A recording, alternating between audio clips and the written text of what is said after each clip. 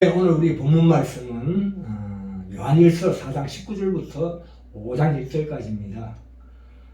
19절을 보시면 우리가 사랑하면 그가 먼저 우리를 사랑하셨습니다 말씀하고 있습니다. 좀 더 나은 번역은 인간인 우리가 서로 사랑하는 이유는 하나님 그가 먼저 우리를 사랑하셨기 때문이다 라는 말씀입니다.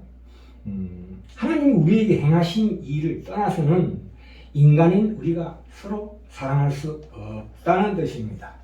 예.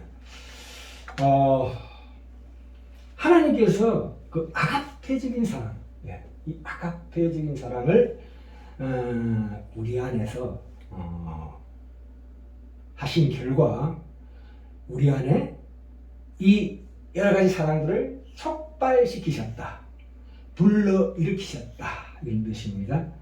하나님이 역사하시는 것은 특별히 예수 그리스도의 형상으로 만들어져가는 예수 그리스도께서 우리 맏아들이 되게 하시는 새로운 종족을 만들려고 하시는 것이다 이 뜻입니다. 에베소서 2장 10절에 보시면 그리스도 예수 안에서 선한 일을 위하여 지으심을 받은 자니 우리는 이 일은 하나님이 전에 예정하시고 계획하사 우리로 그 가운데서 행하게 하려 하심이라. 행한다는 것은 단순히 감성이나 감각적인 사랑을 얘기한 것이 아니고 지성과 의지를 말씀하시는 것입니다. 이 지성과 의지, 이 감성적인 사랑은 본능입니다.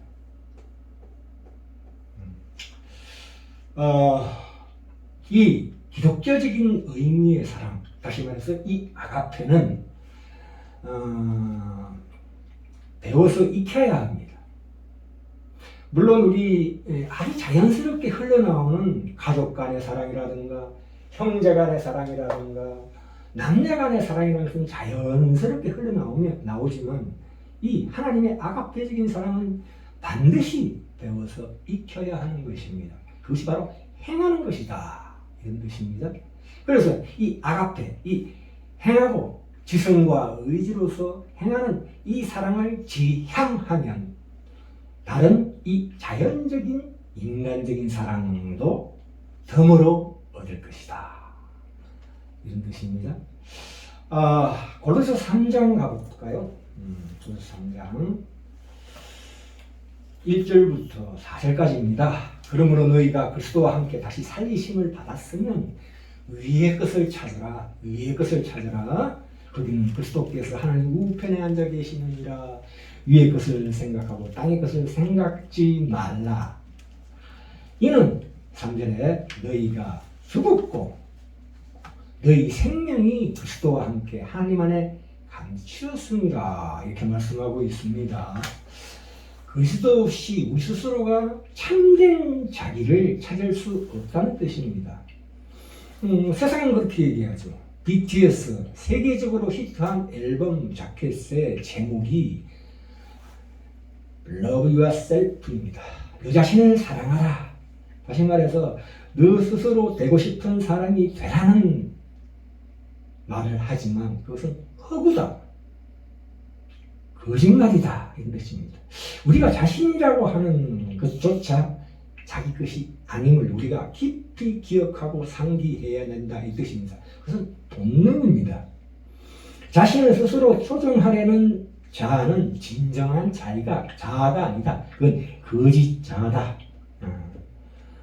그것은 이 거짓 자아라는 것은 지금까지 긴 시간을 통해서 우리를 형성한 조상으로부터 온 DNA입니다.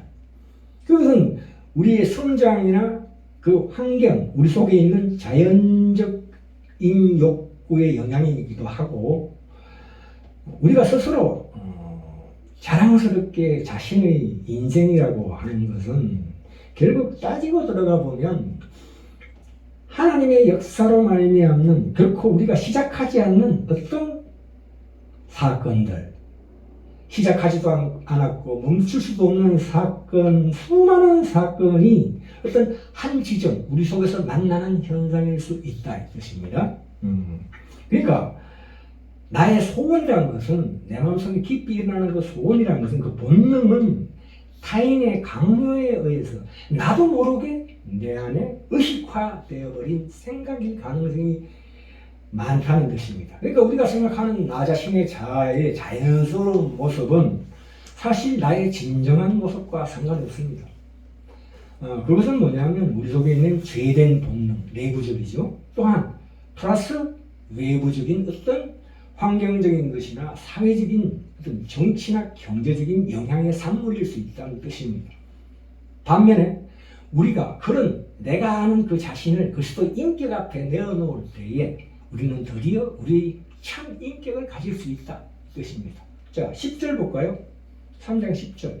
자, 이제 새 사람을 입었으니 이는 자기를 창조하신 자의 형상을 쫓아 지식에까지 새롭게 하심을 받는 자니라 이렇게 말씀하고 있습니다. 그리스도 안에서 형성된 새 사람은 무한하신 창조주의 어떤 우리 안에 각자의 안에 개별적인 작품처럼 풍성하고 다양하다는 뜻입니다. 그러니까 그리스도 안에서 우리는 비로소 새 사람, 곧 참 사람으로 변해간다라는 뜻입니다. 우리가 사실은 내 자아를 죽이라는 말이 있습니다. 그것이 과연 어떤 죽음일까요? 그 자아의 죽음이라는 그것은 바로 나의 야망의 죽음, 나의 소원의 죽음입니다. 그래서 하나님 앞에 내 존재의 모든 것까지 하나님 앞에 내어놓아야 합니다. 그것이 그리고 죽어야 합니다. 그리고 부활해야 합니다. 끝내 그것을 스스로 거부하고 자신을 찾으려고 한다면 결국 내 안에서 우리가 만나는 현상들은 어떤 현상들이 있습니까? 깊은 고독감, 절망, 분노, 망가짐, 썩어짐만 있을 것이다. 이런 뜻입니다. 자, 새 사람이라는 것은 무엇입니까? 빌립보서 2장 5절에 나오지요. 너희 안에 이 마음을 품으라. 곧 그리스도 예수의 마음이니. 한번 그리스도 안에 우리가 거한다는 것은 우리 모두가 동일한 모습으로 바뀐다는 의미가 아닙니다. 어둠에 있던 사람들이 빛 앞으로 나오면 그 빛에 비친 그 각자의 진정한 모습이 나타나기 때문입니다. 예를 들어 볼까요? 소금이 적절히 뿌려진 음식은 소금 맛이 나는 것이 아니죠. 각 식재료의 개성이 넘치는 고요한 맛이 더욱 강조되어 드러나는 것이 원칙입니다. 소금을 쳐야 음식이 제맛이 나듯이 사람들은 그리스도 안에 있어야 하나님이 의도하신 각자의 본래 모습을 드러낸다 이 뜻입니다. 우리가 우리 자신이라고 생각하는 것들을 드러내고 더욱 그리스도로 우리를 채울 때 역설적으로 우리는 더욱더 우리 자신의 참모습을 찾을 수 있다. 그러니까 우리가 작은 그리스도가 되는 것뿐만 아니라 복사판 되는 것뿐만 아니라 그리스도가 만드신 우리 자신이 드디어 되어 간다는 뜻입니다. 자, 20절 봅시다. 20절에 보시면 참 이 난해한 대목이 나오는데요. 누구든지 하나님을 사랑함으로 하고 그 형제를 미워하면 이는 거짓말하는 자니 그 보는 바 형제를 사랑하지 않는 자는 보지 못하는 바 하나님을 사랑할 수 없느니라. 이 형제를 사랑하라는 것은 참 어렵습니다. 사실 하나님을 사랑하는 것보다 형제 사랑하기 더 어려워요. 왜냐하면 형제는 끊임없이 죄악을 저지르거든요. 우리가 싫어하는 것이 너무 많습니다. 형제를 사랑하는 이것은 너무나 많은 방해와 장애물들이 있습니다. 서로가 본능으로 만나니까 그렇습니다. 그러니까 우리는 보이지 않는 하나님보다 보이는 형제를 사랑하는 것이 어렵다는 것을 느낌을 받습니다. 그런데 여기서 이 말씀과 이 요한일서 4장 20절 말씀과 반대되는 말씀이 있어요. 마태복음에 가시면 22장에 37절부터 39절까지 나오는 말씀 볼까요? 우리가 너무나 잘 아는 말씀이죠. 네 마음을 다하고 목숨을 다하고 뜻을 다하여 주 너희 하나님을 사랑하라 하셨으니 이것이 크고 첫째된 계명이요. 둘째도 그와 같으니 네 이웃을 네 자신같이 사랑하라 하셨으니 이거 여기서 무슨 말씀입니까? 하나님 아까 요한은 형제를 사랑하고 그 다음에 하나님을 사랑하라고 그랬는데 여기는 하나님을 먼저 사랑하고 그 다음에 이웃을 사랑하는 순수로 되어 있는 것 같습니다. 요한이 그 순수를 뒤바꾸고 있는 것 같습니다. 그러나 우리가 여기서 오해하지 말아야 될 것은 요한이 하는 얘기는 뭐냐면 우리가 동료인 사람들을 사랑함으로 시작하여 그 다음에 하나님의 사랑으로 나가야 한다고 가르치는 것이 절대로 아닙니다. 그것은 억지 추론입니다. 전혀 그렇지 않습니다. 주님이 첫 번째와 두 번째 계명이라고 부르신 것은 결코 분리될 수 없다고 하는 것입니다. 이들을 함께 결부시키셨다 이런 뜻입니다. 그 말은 사람을 사랑하지 않고서는 동시에 하나님을 사랑할 수 없다는 의미입니다. 그렇죠. 우리가 지식적으로는 하나님의 사랑과 형제 사랑을 반드시 구분해야 합니다. 구분합니다.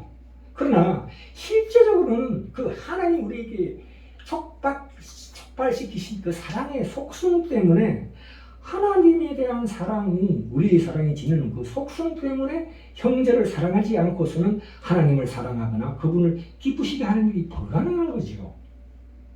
이 체험적인, 경험적인, 실제적인 사랑의 속성이 그렇기 때문에 그렇게 지식적으로는 구분할 수밖에 없다 이런 뜻입니다. 여기서 요한은 우리의 수준을 쫙 낮춰서 설명하고 있는 것입니다. 사실은 본질적으로 실천적 측면에서 접근하고 있는 것입니다. 우리가 보통 사랑을 어떤 정서나 감정, 감각적인 사랑으로 오해하는 경향이 있습니다만은 그러나 요한은 특별히 실천적인 형태로 설명했습니다. 그러니까 나의 계명을 지키는 자는 자라야 나를 사랑하는 자니라 이렇게 말씀. 요한복음 14장에 나와 있는 말씀입니다. 혼자 있을 때 어떤 황홀병에 빠지거나 놀라운 감정 상태를 자각하는 그런 사람이 아니라는 뜻입니다. 그는 주님의 계명들을 지키는 사람입니다. 사랑이란 지성과 의지로 그것을 지킴으로 말미암아 비로소 그 사랑의 진면목이 드러나기 때문입니다. 우리가 보통 세상적인 시인들이 하는 시를 보면 우리를 현혹시킵니다. 대부분 보면 사랑에 관해서 너무나 아름답게 묘사하고 합니다. 그러나 그래서 실천하는 것하고는 별개의 문제이지요. 그건 하나의 그 사랑이라는 건 하나의 감상일 뿐입니다. 대중가에 나오는 그런 감상일 뿐입니다. 그런 사람들과 같이 살기에 참으로 거북하지요. 그러니까 그런 사람들 사생활을 보면은 대부분 비극적입니다. 그 결혼 생활이 옳게 가는 적이 별로 없는 것 같아요. 그래서 우리가 어떤 사람에게 실제적인 사랑을 나타낼 수 있는 방법은 어떤 편지를 쓰거나 아름다운 생각을 드러내는 보다 실천적인 행위로 사랑을 드러내어 그에게 도움을 주는 것입니다. 그래야지만이 우리 속에서 진정으로 아가페적인 사랑이 녹아 나올 수 있다. 네, 결론입니다. 하나님은 자신을 사랑하는 일에 있어서 우리에게 결코 불가능한 방식을 우리에게 요구하시지 않습니다. 그분은 우리에게 하나님을 사랑할 수 있는 유일한 길이 형제를 사랑하는 것이라고 하셨습니다. 우리가 형제를 만약 사랑한다면 그 의지와 지성으로 사랑하려고 노력한다면 그것이 바로 그분을 사랑하는 것입니다. 우리로 그렇게 하게 하는 것은 이미 우리 마음속에 깔려있는 그분의 아가페적인 사랑이 있기 때문이다. 자, 마지막으로 21절 우리가 이 계명을 주께 받았나니 하나님을 사랑하는 자는 또한 그 형제를 사랑할지니라 이렇게 말씀하고 있습니다. 다시 한번 말씀드립니다.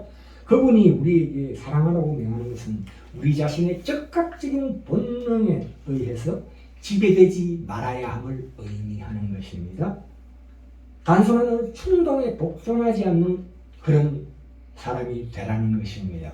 그러니까 상대방을 바라볼 때, 형제를 바라볼 때 새로운 인생관, 그 사람의 미래의 모습을 바라보는 하나님의 시각을 가져라 이 뜻입니다.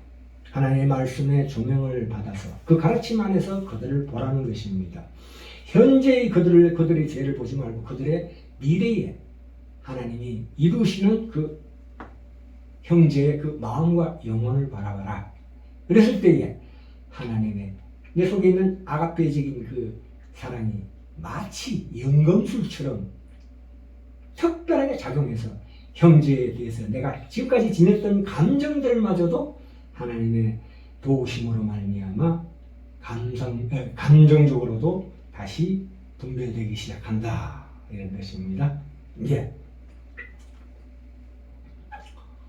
5장 1절에 예수께서 그리스도의 심을 믿는 자마다 하나님께로부터 난 자니 또한 나으신 이를 사랑하는 자마다 그에게서 난 자를 사랑하느니라. 진정한 그리스도인이라는 것은 하나님의 성품에 참여하는 자다.